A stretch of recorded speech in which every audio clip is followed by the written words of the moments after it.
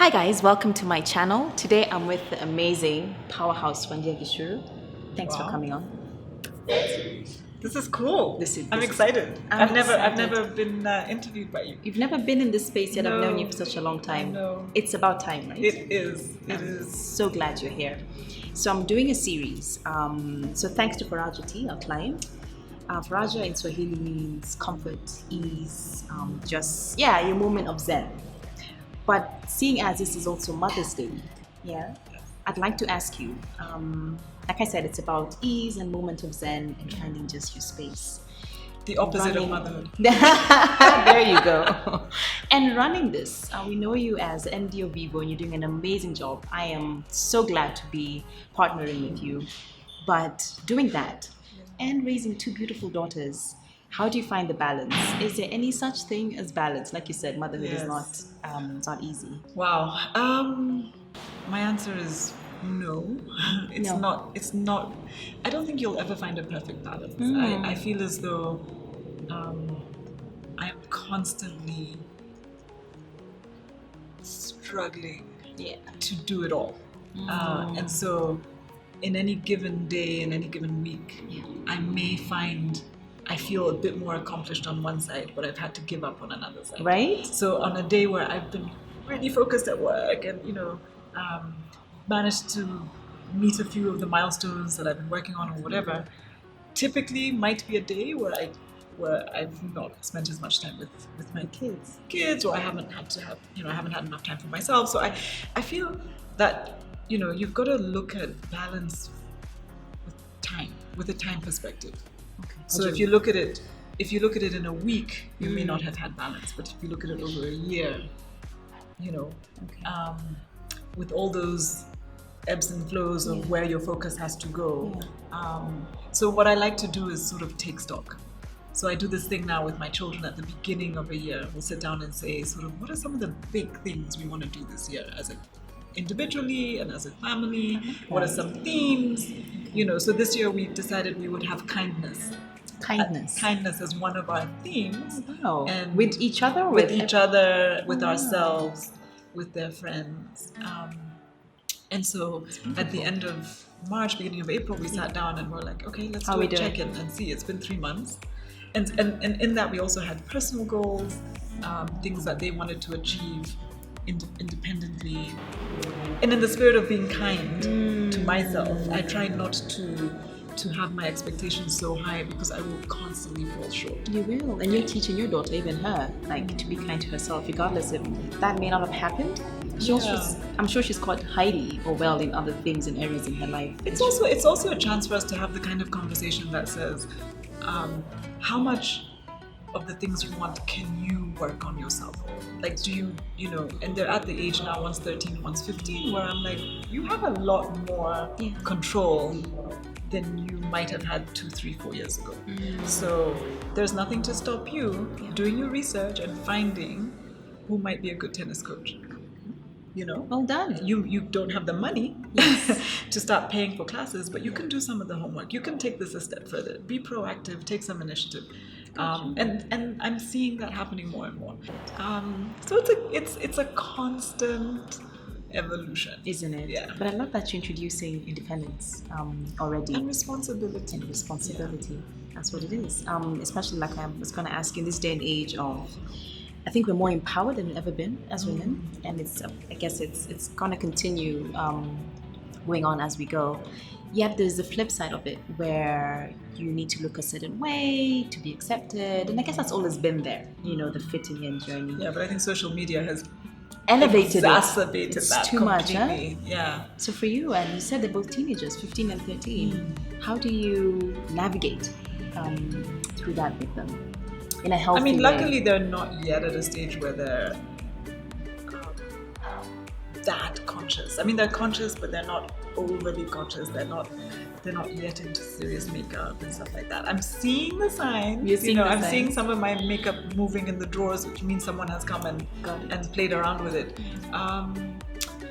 But you work with your kids differently based on their different personalities. I mean, not every child. I have, like I said, 2 girls, only 18 months apart, completely different personalities.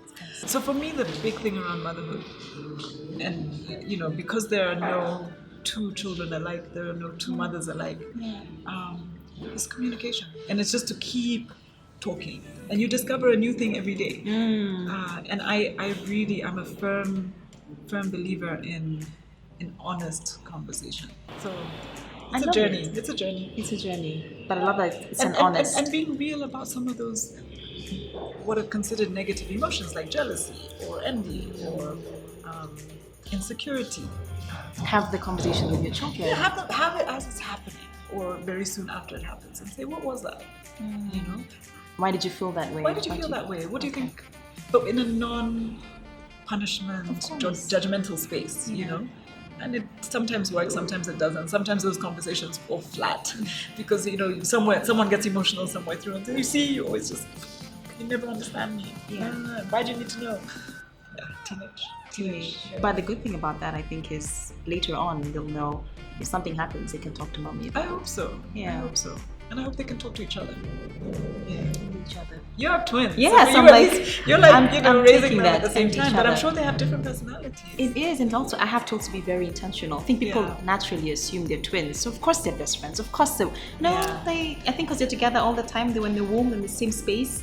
I think like they squabble even more than normal siblings. You have to be very intentional in letting them know at some point, you have each other's back. At some point, they're going to want to sort of create their already it's happening. Like they have their friends, you have your friends, so I see that. Another thing is when we see Wandia, Gichuru, myself and other women and men out there, we see a powerhouse, like I said before. When it comes to the conversation of empowering women, other women, are you conscious of that in your business in terms of positions? It could be remuneration. Are you very aware of helping the next woman also get to a place where she's also empowered? And what does that do for a woman? Like there are no gender imbalances in how we remunerate or what packages we offer, anything like that. But we do find there's a benefit to having some balance, some male energy, some male voices in the room. Yeah. And that's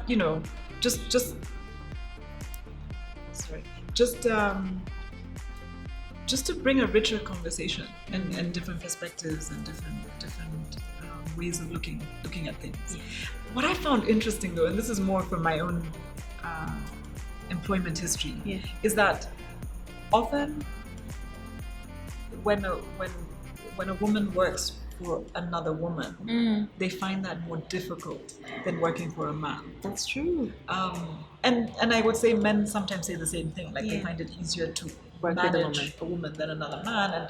And I don't know, I wonder whether we default back to some of our yin-yang kind of energetic connections, even in a work setting. Environment. I think that there could be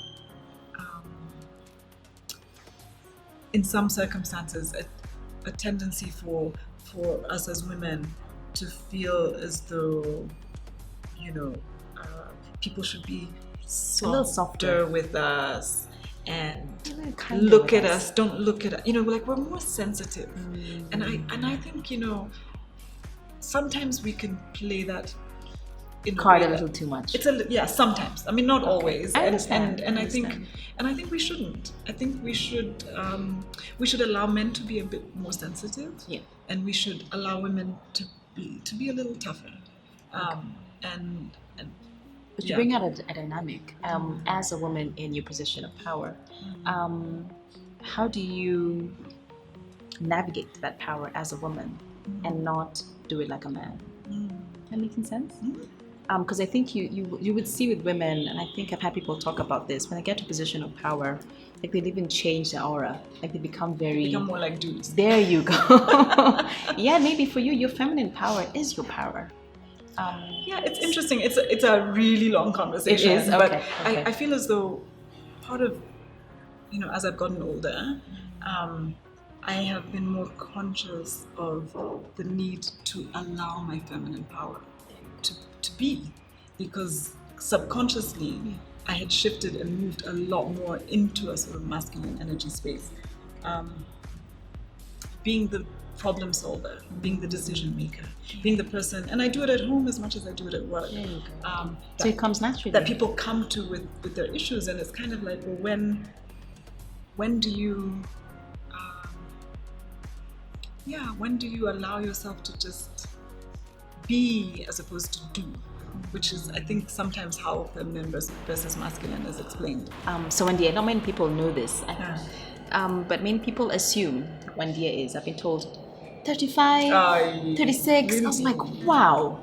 But look at you, you look amazing. So let's talk about life at 50. How do you look this great? 50 plus. 50 plus. 50 plus. What would you tell your younger self first from what you've learned over the years? I think you have a wealth of wisdom in you. Wow. What would you tell your younger self, and how is life at 50?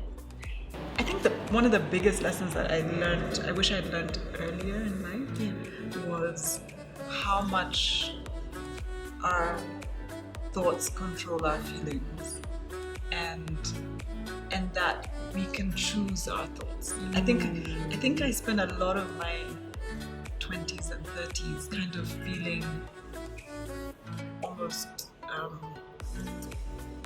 like controlled by my thoughts versus the other way around.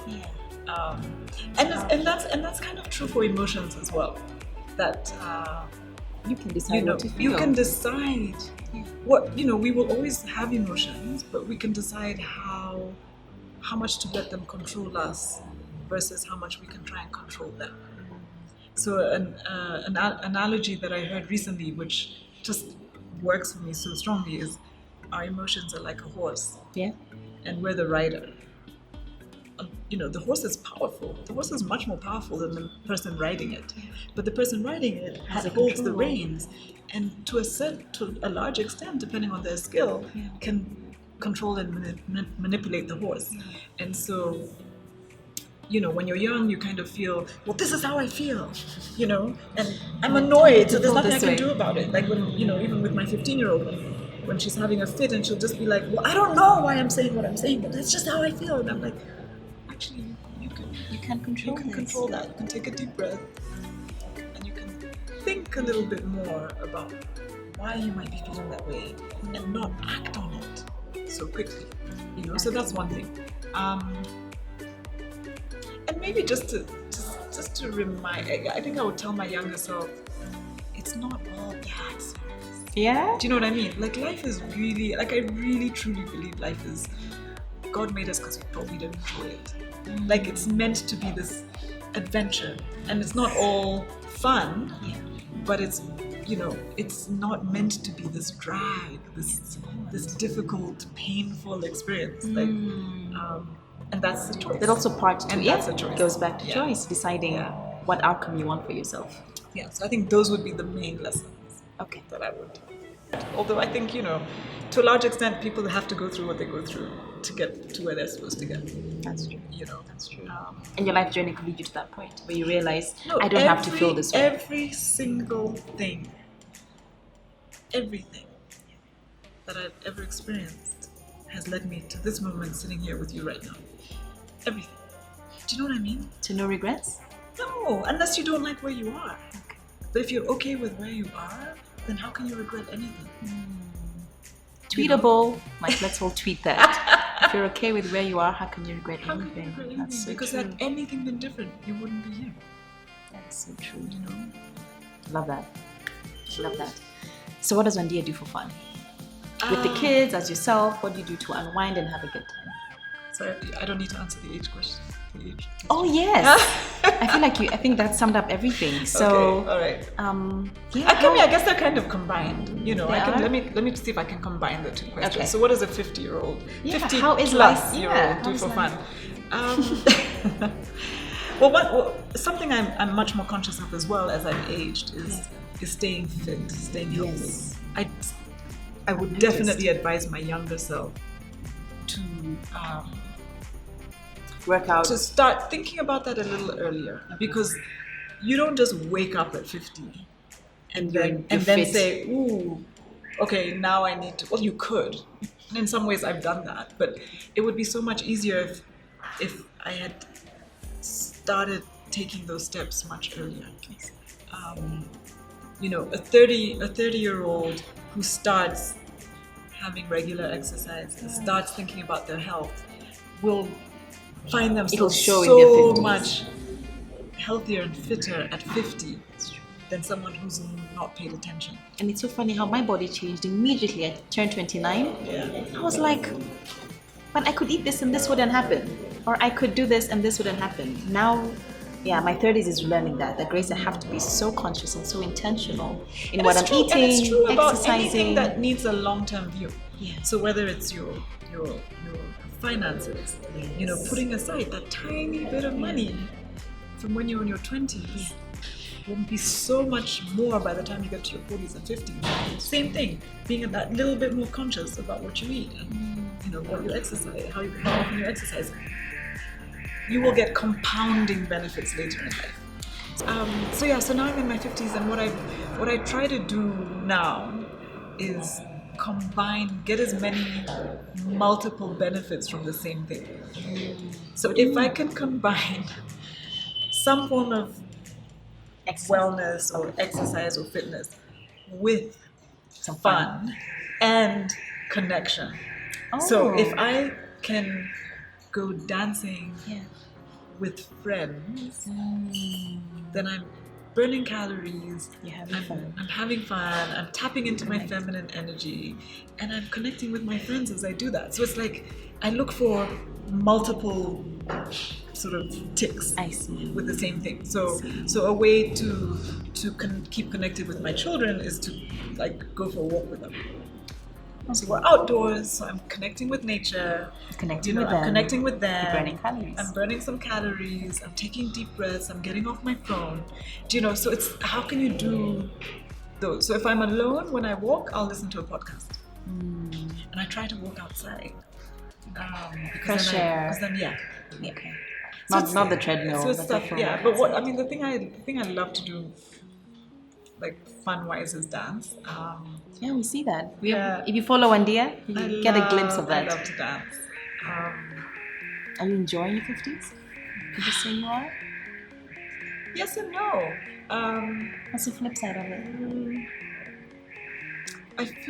I feel a lot more conscious of the fact that I'm in the second half. And so that comes with benefits and costs. You know what I mean?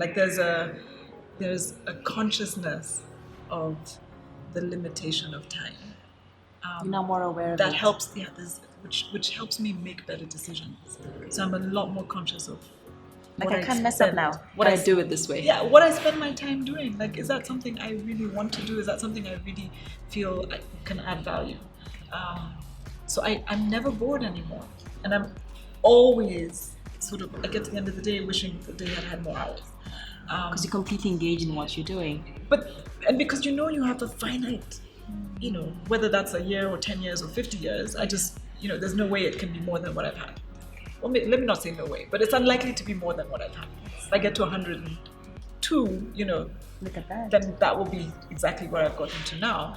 And so that's the good side is that you focus more. I think the negative side is that you think your body's changing at 30. It changes dramatically more after 50, and so you can't push yourself quite as hard.